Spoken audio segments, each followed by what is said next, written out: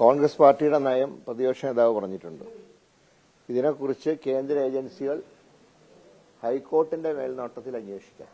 കേന്ദ്ര ഏജൻസികൾ മാത്രം അന്വേഷിച്ചാൽ സത്യം പുറത്തു വരില്ല. കോടതിയുടെ മേൽനോട്ടം ഉണ്ടാവണം. അപ്പോൾ സാധാരണ രീതിയിൽ അലിഗേഷൻ ഉണ്ടാകുമ്പോൾ നിയമപരമായും രാഷ്ട്രീയമായും നേരിടുന്നതാണ് എല്ലാവരും പറയാം. പക്ഷെ ഇന്നലെ ഗോവിന്ദൻ മാഷ് പറഞ്ഞ രാഷ്ട്രീയമായിട്ട് നേരിടുന്നതാണ്. എന്താണ് നിയമപരമായി നേരിടുന്നതിന് എന്താ തടസ്സം എന്താ? അപ്പോൾ ഞങ്ങൾ പറയുന്നു, നിയമപരമായി തന്നെ നേരിടാൻ ഞങ്ങൾ മാർക്സിസ്റ്റ് പാർട്ടിയെ വെല്ലുവിളിക്കുക. നിയമപരമായിട്ട് നേരിടാൻ തയ്യാറുണ്ടോ? പക്ഷേ ഇതിൻ്റെ ഒരു വലിയൊരു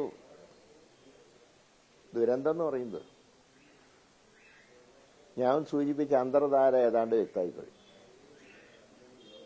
പ്രധാനമന്ത്രിയെ സ്വീകരിക്കാൻ മാത്രമല്ല, യാത്ര അയക്കാനും മുഖ്യമന്ത്രി ചെന്നതും പ്രധാനമന്ത്രിയുടെ മുമ്പിൽ ഇത്രയും വിനയത്തോടുകൂടെ ഒരുപക്ഷെ BJPയുടെ മുഖ്യമന്ത്രിമാർ പോലും നിൽക്കില്ല.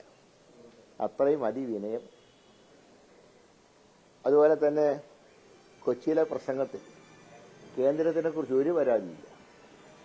8-ാം തീയതി സമരം ചെയ്യാൻ പോവാണ് കേന്ദ്രത്തിനെതിരെ എന്ന മുഖ്യമന്ത്രി പ്രധാനമന്ത്രി അടുത്ത് കിട്ടിയിട്ട് പോലും അതിനെക്കുറിച്ച് കമാക്ഷം വേണ്ടിയിട്ടില്ല. അപ്പോ അന്തർധാര വ്യക്തമായി കഴിഞ്ഞു. തൃശ്ശൂർ ഏതാണ്ട് CPIനെ കുരുതി കൊടുക്കാൻ തീരുമാനിച്ചു.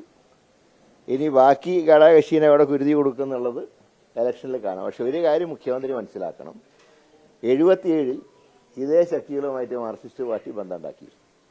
അന്ന് വട്ടപൂജയാണ് പാർലമെന്റിലേക്ക് കിട്ടിയത്. അത് ഇത്തവണ ആവർത്തിക്കുന്നുള്ള കാര്യത്തിൽ സംശയമില്ല. അപ്പോൾ ഞങ്ങൾ ഈ ലോക്സഭാ ഇലക്ഷൻ ഞങ്ങളുടെ മുദ്രാവാക്യം പിണറായി മോഡി അവിശുദ്ധ കൂട്ടുകെട്ടിനെ പരാജയപ്പെടുത്തുകയാണ്.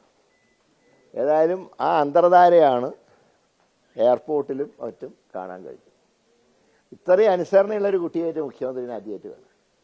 ഞങ്ങളെ കാണുമ്പോൾ ചീറി കടിക്കാൻ വരുന്ന ആള് അനുസരണയുള്ള ഒരാട്ടിൻകുട്ടിയായിട്ട് മോഡിയുടെ മുമ്പിൽ നിൽക്കുക. അത് ഇതിനു വേണ്ടിയിട്ടാണ്. ഈ കുരുക്കിൽ നിന്ന് ഊരിപ്പോരാനുള്ള തന്ത്രത്തിന്റെ ഭാഗമാണ്.